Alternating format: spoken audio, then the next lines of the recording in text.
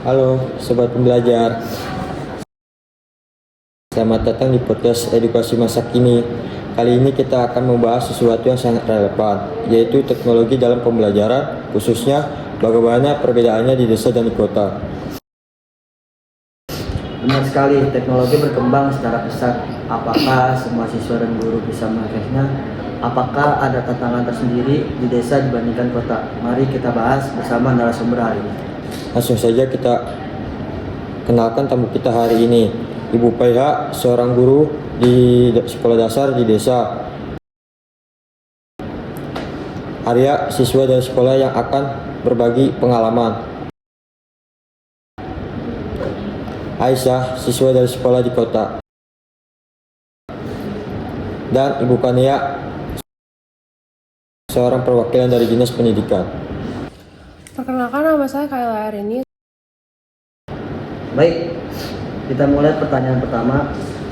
Seberapa besar perbedaan penggunaan teknologi dalam pendidikan di desa dan di kota? Kesenjangan cukup besar. Mau di kota dan di desa. Di kota kita sudah menggunakan banyak gawai yang bisa kita gunakan. Sedangkan kalau di desa masih banyak sekolah dan murid-murid yang tidak mempunyai gawai dan masih menggunakan metode konvensional atau metode yang zaman dulu diterapkan di Indonesia. Kalau di sekolah saya sih, kami hanya mempunyai beberapa laptop untuk seluruh siswa dan jaringan itu pun tidak stabil, bahkan tidak dapat digunakan. Akhirnya para guru-guru berpikir kreatif untuk menyuruh siswa mendownload semua materi dan membawanya ke sekolah. Ya betul tuh Bu. Jadi kalau kita ingin mencari materi tambahan atau pelajaran tambahan sekolah, kita tuh kekurangan susah untuk cari internet. Jadi kita harus pergi ke warnet atau ke sekolah. Udah gitu sekolahnya juga internetnya juga kurang bagus. Wah, itu tantangan besar ya. Kalau di kota bagaimana?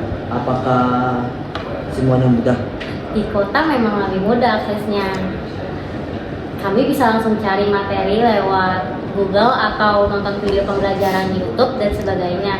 Tetapi karena terlalu banyak informasi yang tertera, terkadang kami tuh malah jadi kebingungan.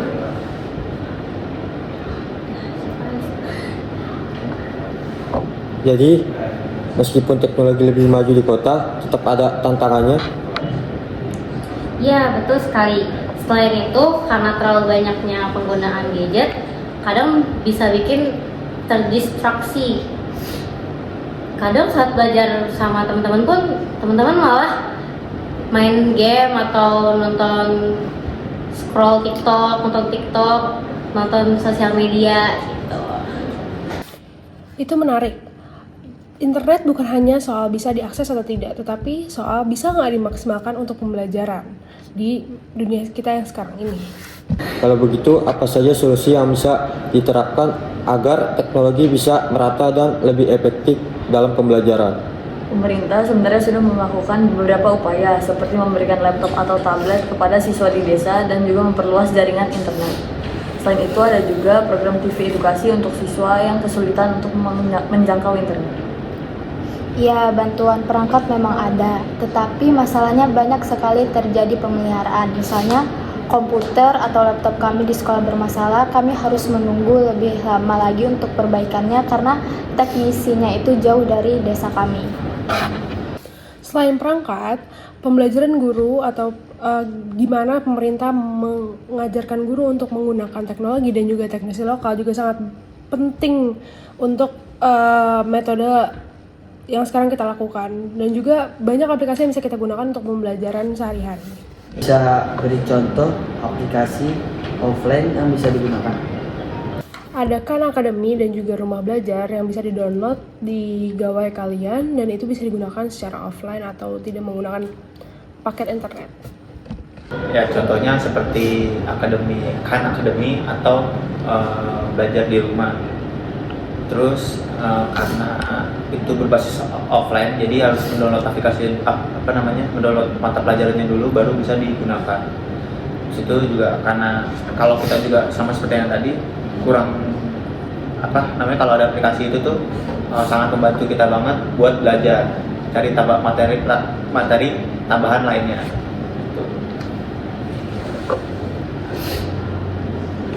Betul sekali. Solusi bukan hanya soal teknologi, tapi juga cara menyesuaikan dengan kondisi tiap daerah. Sebelum kita akhiri, mari kita refleksikan bagaimana pandemi COVID-19 menjadi salah satu momen yang menunjukkan kesenjangan teknologi dalam pendidikan di desa dan di kota. Betul. Saat pandemi, semua sekolah harus beralih ke pembelajaran online. Nah, kita ingin mendengar pengalaman langsung nih dari para narasumber. Nah, kalau misalkan di sekolah saya saat pandemi itu benar-benar kesulitan. Ada siswa yang memang ada siswa yang memiliki berbagai handphone, komputer, laptop, tetapi ada juga yang enggak. Bahkan internet di desa kami juga sangat terbatas dan tidak dapat digunakan. Jadinya banyak siswa yang tertinggal materi akibat tidak masuk ke kelas. Iya, jadi saya juga kesusahan pas COVID-19 itu. Jadi kesannya itu karena HP cuma satu dipakai bergantian dengan adik saya. Sudah gitu sinyal yang buruk. Terus saya juga jadi jarang masuk ke kelas online. Jadi saya jarang masuk pelajaran. Jadi saya cuma belajar dari materi buku-buku yang dikasih sama guru doang. Jadi bagaimana cara sekolah menangani situasi ini?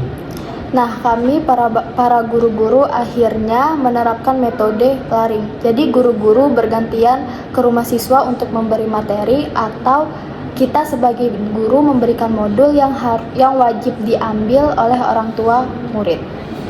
Kalau di kota kami bisa langsung mengikuti kelas online dengan menggunakan Zoom atau Google Classroom. Tapi ada tantangan lain seperti banyaknya tugas dan kurangnya berinteraksi dengan teman-teman serta guru. Jadi kami tuh merasa jenuh, terus nggak ada motivasi buat belajar. Dia menunjukkan bahwa pembelajaran online dapat mempengaruhi psikologis siswa atau siswi. Karena banyak siswa dan siswi yang mungkin terbiasa dengan pembelajaran langsung atau offline. Di saat pandemi, pemerintah memang memiliki banyak tantangan. Oleh karena itu, kami mengembangkan solusi seperti pembelajaran lewat TVRI ataupun distributor modul kepada desa-desa dan juga bantuan untuk kuota internet. Jadi pandemi menjadi pembelajaran bagi kita semua bahwa teknologi pendidikan harus bisa diakses oleh semua siswa baik di desa maupun di kota. Setuju banget. Semoga kedepannya semua siswa bisa punya akses belajar yang lebih baik dan adil. Di diskusi yang luar biasa hari ini, dari perbedaan akses, tantangan hingga solusi dan harapan ke depan, kita jadi semakin paham bahwa teknologi bisa sangat membantu pendidikan jika digunakan dengan bijak. Terima kasih kepada semua narasumber yang telah berbagi wawasan. Semoga teknologi pendidikan bisa semakin merata di Indonesia. Sampai jumpa di episode berikutnya. Sobat pembelajar, jangan lupa untuk terus semangat belajar dimanapun kalian berada. Dadah.